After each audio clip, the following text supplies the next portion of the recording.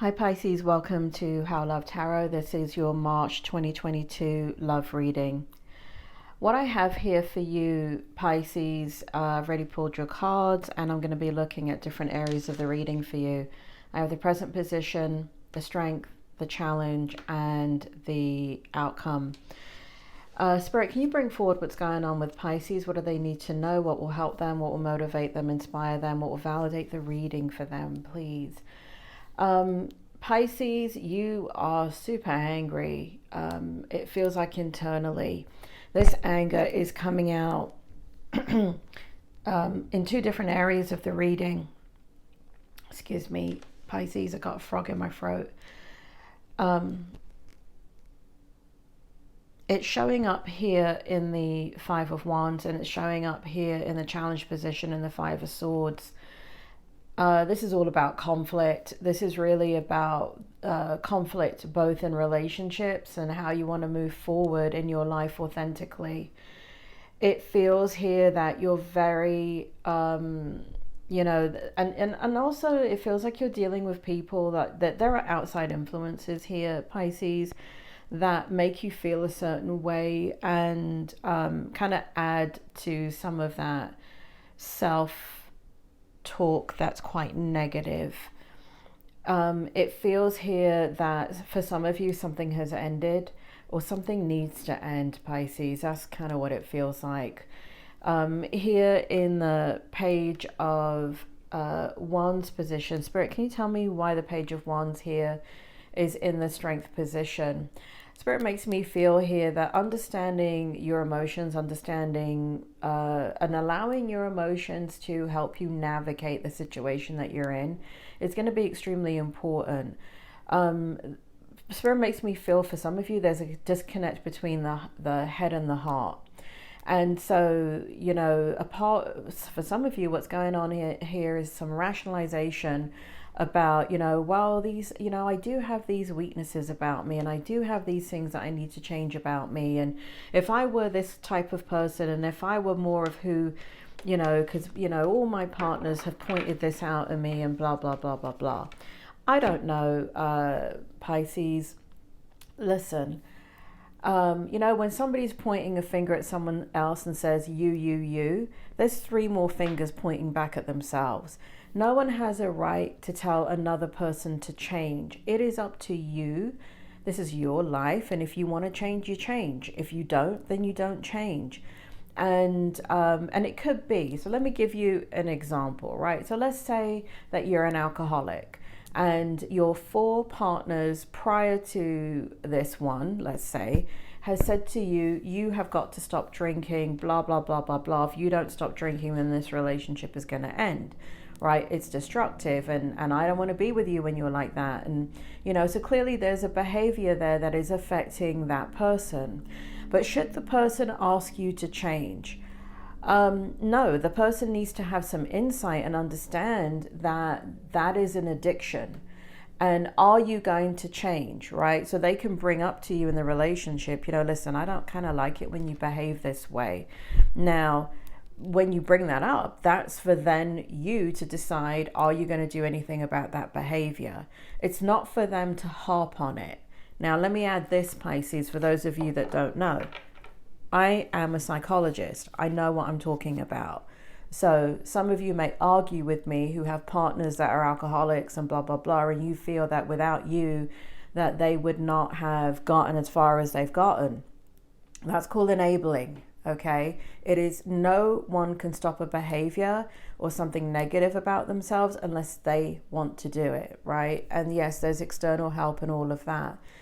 But for the most part, and I'm just using a very extreme example like alcoholism to say, well, that should seem obvious that, yeah, I do need to change, right? But no, who's going to do the changing for you?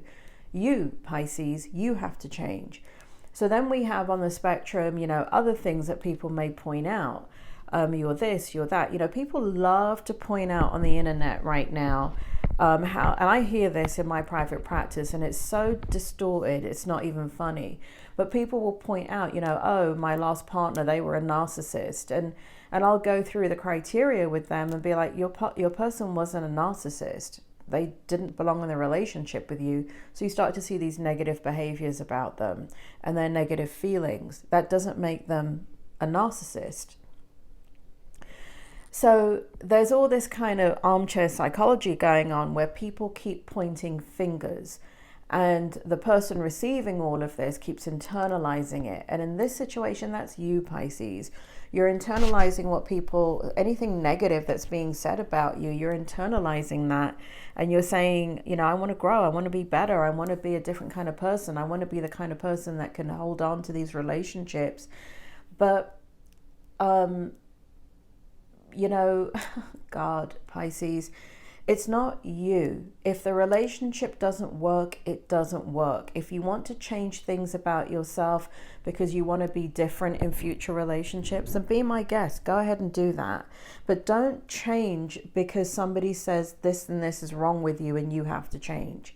You're not 5 years old. You know, that is a parent-child relationship as opposed to a healthy, strong relationship where people are supporting each other and helping each other.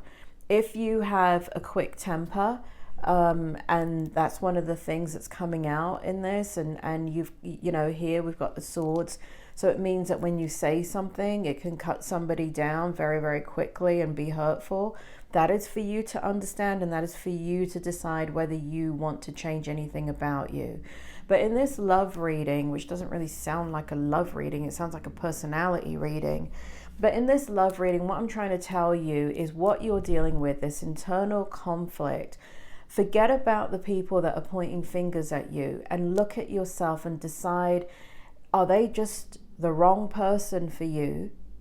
Or are they the right person for you? And why is it when you're with them, they're bringing out these behaviors, right? Because I challenge you to see that when you're around other people, you're not behaving in the same way. We're all human beings, and what happens is we respond to people, right? So some people bring out a very loving side of us. Some people, when we interact with them, bring out our humor.